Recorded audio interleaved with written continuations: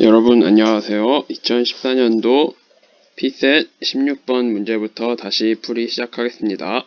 다음 글이 논지로 가장 적절한 것은 물리학의 근본 법칙에 대한 얘기를 하고 있지요. 중력의 법칙 어쩌고 저쩌고 얘기를 하고 있습니다. 그리고 마지막에 뭐라고 얘기를 하고 있나요?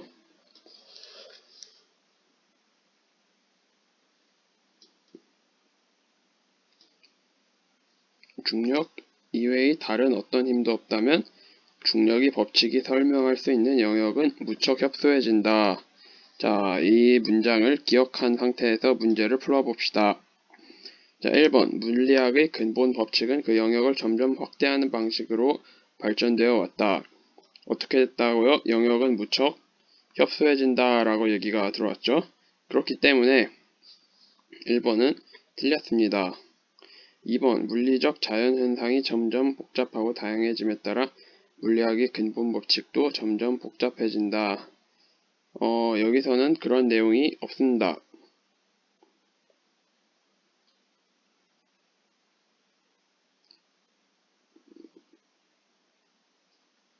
그렇기 때문에 2번도 틀린 내용이 되겠습니다. 물리학의 근본 법칙은 복잡해진다기보다는 이 지문을 읽어봤을 땐 그대로 있다고 생각하는 게 더 적합하겠네요. 그 다음에 3번. 더 많은 실제 세계의 사실을 기술하는 물리학의 법칙이 그렇지 않은 법칙보다 뛰어난 설명력을 가진다. 이것도 뭔가 맞는 것처럼 보이지만 이 지문이 하고 있는 주장하는 내용은 아닙니다. 그러니까 이 글이 논지가 아니라는 거죠. 왠지 틀린 말은 아닌 것 같은데 일단 X라고 쳐놓고 넘어가겠습니다. 4번. 물리학은 이상적인 상황을 다루고 있어 실제 세계의 사실을 정확하게 기술하는 데 어려움이 있지요. 그 다음 5번. 참된 사실을 정확하게 기술하려고 물리법칙에 조건을 추가하면 설명 범위가 줄어 다양한 물리 현상을 설명하기 어려워진다. 이게 정확히 이 글이 하고 있는 말이죠. 예를 들어서 사실을 정확하게 기술하기 위해 어떤 걸 한다고 했나요? 중력 이외의 다른 어떤 힘도 없다면이라는 조건을 추가하면 된다고 했죠. 하지만 이 조건을 추가하게 되면 어떤 문제가 발생하나요? 중력 이외의 다른 어떤 힘도 없다면 구절이 삽입되었을 때 중력의 법칙이 설명할 수 있는 영역이 협소해진다는 겁니다. 왜냐하면 아주 특수한 상황만을 설명할 수 있기 때문입니다. 그래서 답은 5번이 되겠습니다. 17번 문제 풀이하겠습니다. 다음 주장에 대한 비판으로 적절한 것을 주장에 대한 비판을 하려면 어떻게 해야 됩니까? 주장을 정확하게 알아야겠죠. 그리고 주장에 반대되는 근거나 예시를 들어야 될 겁니다. 이 글이 하고 있는 주장이 무엇인가요?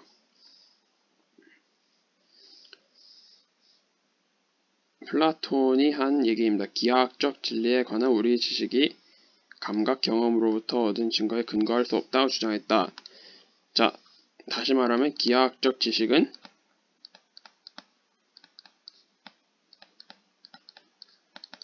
감각 경험과 혹은 경험과 무관하다 내지는 감각 경험에 근거할 수 없다라고 쓸 수가 있겠습니다. 그러면 얘를 반박하려면 어떤 내용을 예시를 들면 되나요? 기하학적 지식이 감각 경험과 관련이 있다는 예시나 주장을 하면 이 주장에 대한 적절한 비판이 되겠지요. 그 점에 염두에 둬서 기억을 보겠습니다. 기억은 어떤 주장을 하나요? 기하학이 실제 세계를 반영할 이유가 없음을 보여준다. 이건 뭐죠? 오히려 글쓴이와 같은, 플라톤과 같은 얘기를 하고 있는 거죠. 따라서 글의 주장을 오히려 강화시켜준다고 할 수 있겠습니다. 니은 보겠습니다.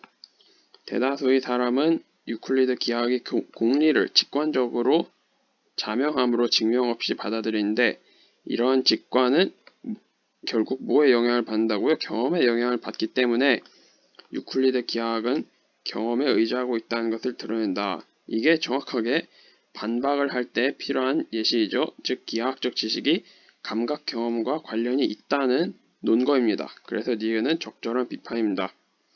자, 디귿은 1 더하기 1은 2는 감각 경험과 무관하지만 활용이 가능하다라고 나와 있는데 실제 세계에 적용된다고 해서 경험적인 지식은 아니다. 자, 여기서는 기하학에 대해서 얘기하고 있지 실제 세계에 적용된다라는 것에는 전혀 얘기를 하고 있지 않아요. 디귿은 딴소리를 하고 있습니다. 그래서 답은 니은 하나 1번이 되겠습니다. 18번 풀이하겠습니다.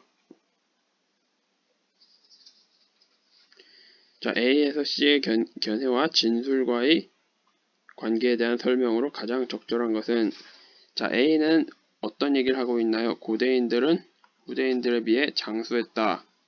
즉 고대인이 후대인보다 더 건강하다는 얘기를 하고 있습니다. 보면 이제 질병은 거의 존재하지 않았고 노동, 나태 이런 것들은 문명의 부산물이라고 얘기를 하고 있죠. 자, B는 어떤 얘기를 하고 있나요? 의학이 발달로 질병 치료 가능성이 높아지고 따라서 수명이 늘어났다는 거죠. 즉 진보가 수명을 꾸준히 증가시킨다는 얘기를 하고 있습니다. 자, C는 뭔가요? 불사의 종족 이야기인데 오히려 행운을 거머쥔 게 아니라 고통스러운 운명에 대해 하소연한다고 하죠. 따라서 C가 하고 있는 것은 불사가 행복이 아니다. 이런 얘기를 하고 있습니다. 그러면 문제를 보겠습니다.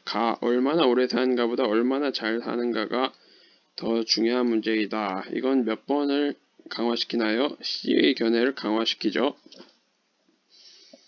자, B의 견해와 가는 별로 관련이 없습니다. 왜냐하면 B는 어떤 얘기를 하고 있냐? 세상이 진보하면 수명도 증가한다는 얘기를 하고 있기 때문이죠. 자, 나를 보겠습니다. 복지와 환경에 대한 적극적 투자는 수명의 연장을 가능케 한다. 이게 B가 하는 얘기죠. 그리고 B의 견해는 강화시키지만 C의 견해와는 관련이 없는 얘기입니다. 왜냐하면 C는 수명보다 중요한 게 이제 어떻게 사느냐라는 걸 얘기하고 있거든요. 자, 다를 보겠습니다. 문명의 진보에 따라 인간의 수명은 과거보다 길어졌다. 역시 B가 하는 얘기이지만 A하고는 반대의 얘기를 하고 있습니다. A는 질병이 문명의 부산물이라고 얘기를 하고 있지요. 그래서 고대인이 현대인보다 장수를 한다고 얘기를 하고 있습니다. 자, 라를 보겠습니다. 수명의 연장은 인간에게 행복한 삶을 가져다 준다. 자, 얘는 C의 견해를 약화시킵니다. 따라서 틀렸습니다. 그러면 뭐가 정답이겠습니까? 5번 문명의 발달로 인간의 질병과 빈곤이 늘어났다. 얘는 A가 정확히 하는 얘기를 하고 있죠. 그러면서 B와는 또 반대되는 얘기이기도 합니다. 따라서 답은 5번입니다.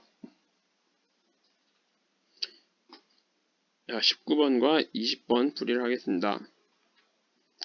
자, 탈무드의 물병이라는 개념을 정확하게 이해를 하고 있어야 됩니다. 물병이 특이하게 생겼죠. 이 물병을 한번 복사가 되려나요? 안 되네요. 물병을 동시에 보면서 풀이를 진행해야 됩니다. 자, 1번 보겠습니다. 탈무드의 물병에 활용한 해법에 따를 때 유산이 400만원인 경우에 3명의 채권자에게 각각 분배될 금액은 얼마일까요? 물병에 물을 따라보면 되겠죠. 자, 우선 얼마를 따라볼까요? 우선 250만원을 따라보겠습니다. 즉 여기 100만원까지 따라보는 거죠. 그럼 250만원을 따르면 수위가 여기까지 올라오게 됩니다.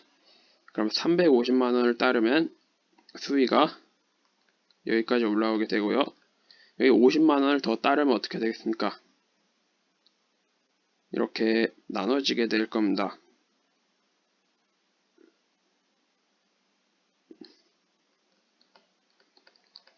그런데 이제 50만원을 이제 추가된 50만원을 누구 한 명이 한꺼번에 갖는 게 아니라 채권자 2와 채권자 3이 나눠 갖게 됩니다. 따라서 유산이 400만원일 때 채권자 1은 50만원을 갖고요. 채권자 2는 125만원을 갖게 되고 채권자 3은 100, 또 플러스 25 100 더하기 25는 225만원을 갖게 됩니다. 어렵지 않지요? 그러면 50, 125, 225를 한번 보겠습니다. 몇 번인가요? 50, 125, 225 답은 2번입니다.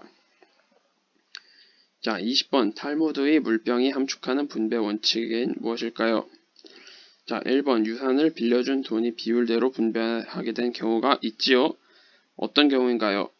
그냥 600만원을 전부 다 갚았을 때입니다. 유산으로. 그래서 1번은 적절합니다. 답이 아니라는 거죠. 2번 채권자가 여럿인 경우 어떤 채권자도 유산 전부를 가져갈 수는 없다. 역시 정확히 맞는 말입니다. 왜냐, 병 모양이 그렇게 생겼잖아요. 한 사람이 다 못 가져가게. 그 다음에 3번 유산이 가장 큰 빚보다 작은 경우 유산을 채권자 수로 나누어 똑같이 분배한다. 이거는 틀린 말이죠. 왜냐하면 당장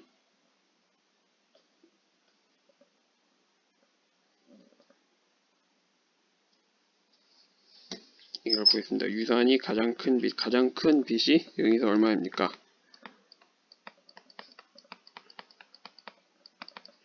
300만원이죠. 근데 유산이 300만원보다 작다고 가정하겠습니다. 예를 들어서 200만원이라고 하겠습니다. 그러면 어떻게 유산이 분배되나요? 일단 150만원은 일단 채워지게 되고요. 헷갈리네요. 이런게 아직 있으니까 다 지우겠습니다. 그 다음에 100만원을 여기다 50만원을 여기다 추가하면 25만원씩 나눠 갖게 되겠죠. 따라서 유산이 200만원일 때 가장 큰 빚보다 확실히 작죠. 그럼에도 불구하고 채권자 2와 채권자 3은 같은 금액을 나눠 갖게 됩니다. 120, 100, 이거 얼마죠?